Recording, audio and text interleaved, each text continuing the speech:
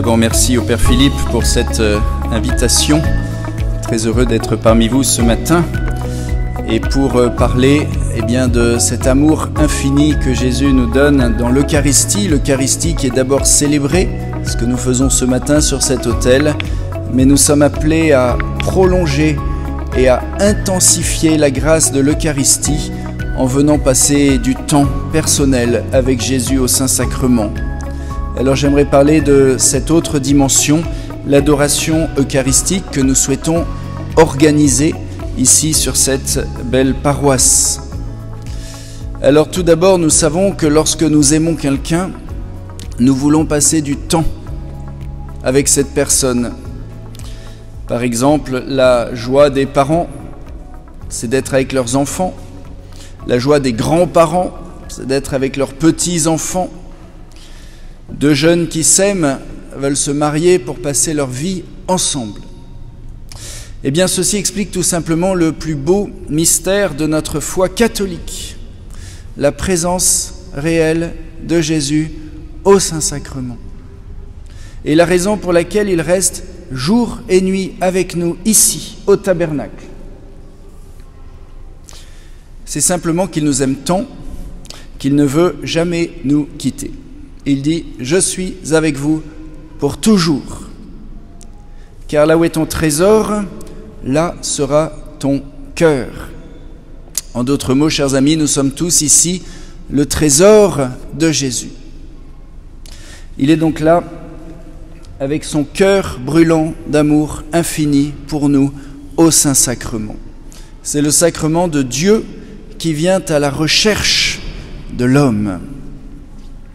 Saint Jean-Paul II aimait dire « Jésus a planté sa tente parmi nous et de sa demeure eucharistique, il répète à chaque personne ces douces paroles « Venez à moi, vous tous qui peinez, qui ployez sous le poids du fardeau, et moi je vous soulagerai. » Il se décrit lui-même comme une fontaine débordante de richesses spirituelles.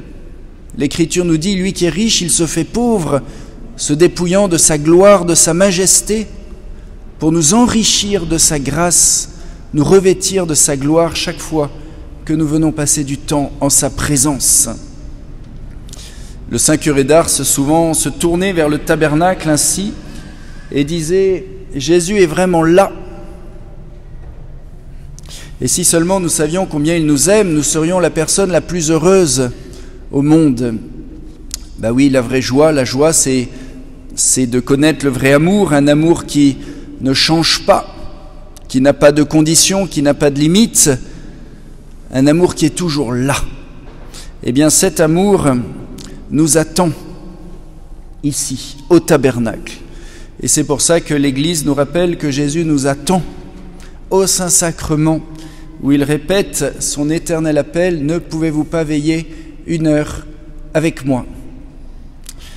Alors pour répondre à cette soif de Jésus d'être aimé, pour répondre à ce désir de Jésus de déverser ses merveilles dans nos cœurs, de nous guérir, de nous toucher par sa miséricorde, comme ces trois belles paraboles de la miséricorde de l'Évangile du jour, eh bien nous souhaitons mettre en place une chapelle d'adoration continue. Et donc c'est quoi? C'est un lieu où le Saint-Sacrement, Jésus, dans l'Eucharistie, est exposé de manière continue, prolongée. On verra combien de temps, peut-être toujours, on verra.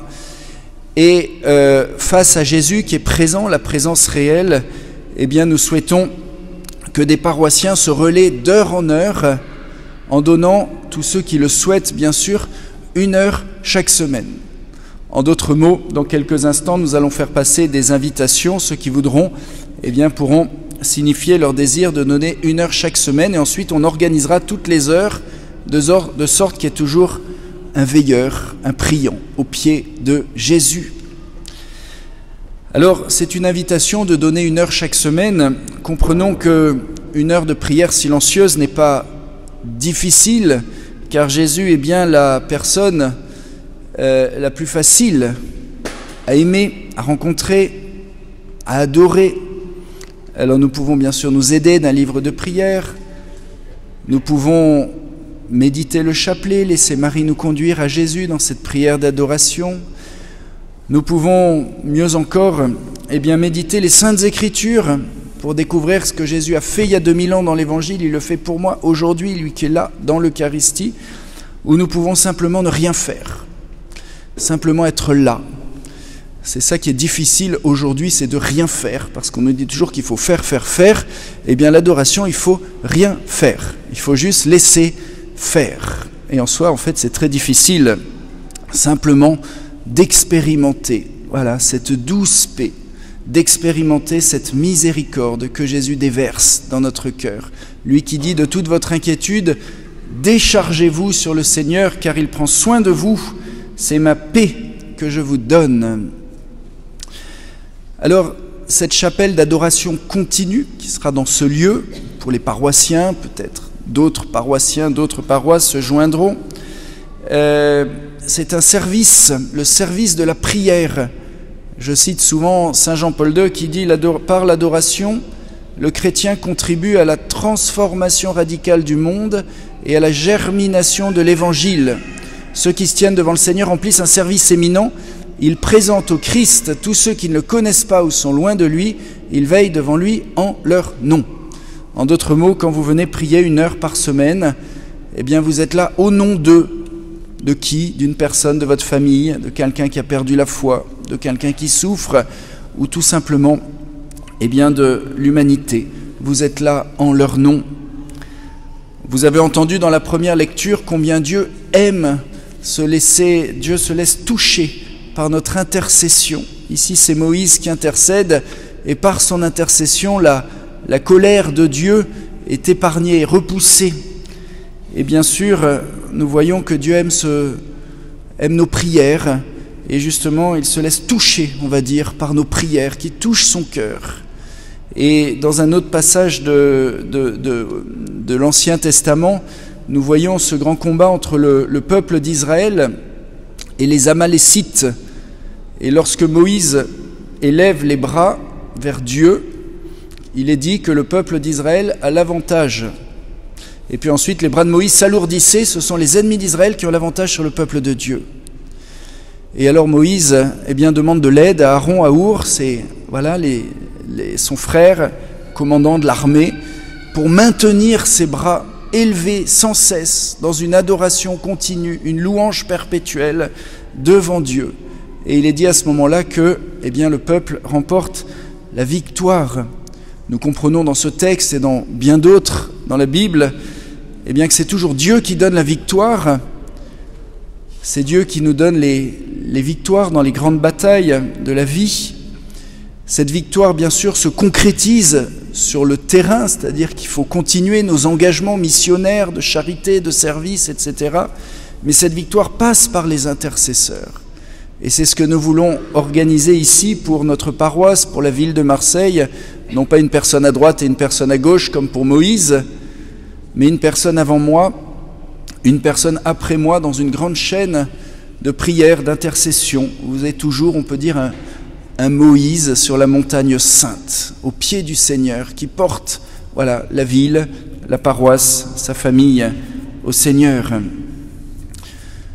Alors, quelle que soit l'heure que vous pourrez choisir, vous pouvez venir le matin, l'après-midi, le soir ou la nuit.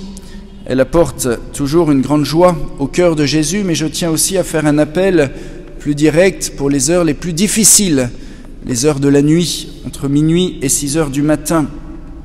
Bien sûr, cette foi héroïque qui nous pousse à sortir de notre lit la nuit pour aller rencontrer le Seigneur, peut se comparer à la foi dans l'Évangile, des amis de Jésus qui poussaient Jésus à faire ses plus grandes merveilles.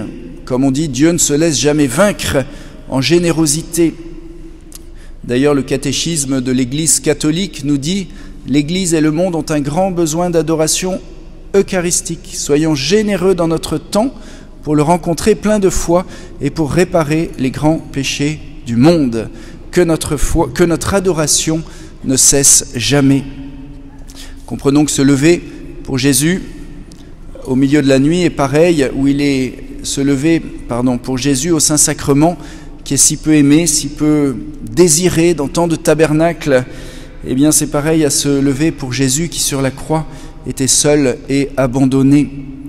Si la haine a élevé le Christ sur une croix il y a 2000 ans, cet effort qui nous pousse à venir la nuit l'élève dans l'amour, faisant descendre toutes les grâces qu'il a obtenues pour nous sur la croix. Et comme je disais au début, c'était au milieu de la nuit que Jésus appelle ses disciples « Veillez et priez pour ne pas entrer en tentation. Ne pouvez-vous pas veiller 1 heure avec moi ?»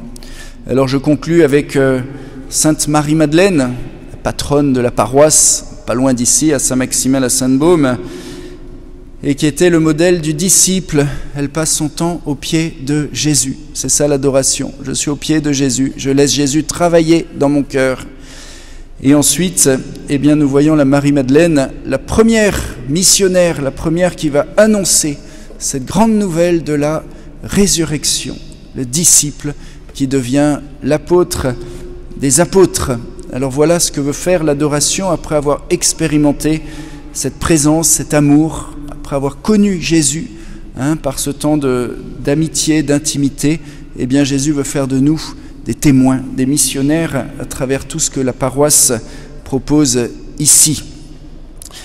Alors je termine cette exhortation, mais maintenant nous allons faire passer des invitations. Alors je demande aux quelques personnes que j'ai vues juste avant la messe. Alors le principe c'est très simple, on ne veut pas du tout forcer la main de personne, mais on a besoin de savoir qui veut participer. Je crois qu'on vous a déjà parlé de ce projet, je sais que ça se fait déjà plusieurs heures ici dans cette paroisse, et donc le principe maintenant c'est de passer à une vitesse supérieure, et donc nous avons besoin de savoir qui souhaite donner 1 heure par semaine, d'accord? Le principe c'est 1 heure par semaine, ici même. Donc tous ceux qui sont prêts à donner 1 heure par semaine, merci de prendre le papier et le crayon, on a pensé à tout bien sûr, et à ce moment-là vous pourrez mettre votre nom et votre téléphone. C'est très simple à remplir, il n'y a pas plus simple que ça à remplir.